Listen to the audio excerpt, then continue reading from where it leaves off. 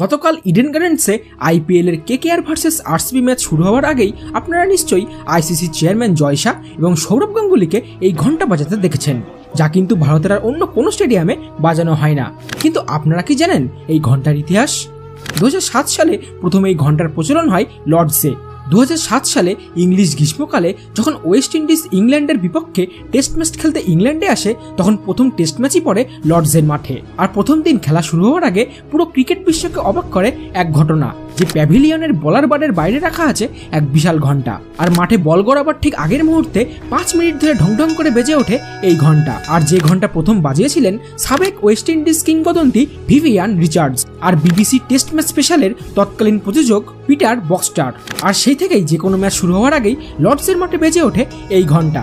আর এখান থেকেই অনুপ্রাণিত হয়ে 2016 সালে তৎকালীন সিএবি সভাপতি সৌরভ গাঙ্গুলির দ্বারা ভারত নিউজিল্যান্ডের টেস্ট ম্যাচের সময় ইডেন গার্ডেন্সে স্থাপন করা হয় এই ঘন্টা, আর যা প্রথম বাজিয়েছিলেন ভারতের বিশ্বকাপ জয়ী কপিল দেব। আর তখন থেকেই যে কোনো ম্যাচ শুরু হওয়ার আগেই ইডেন গার্ডেন্সে বেজে ওঠে এই ঘন্টা।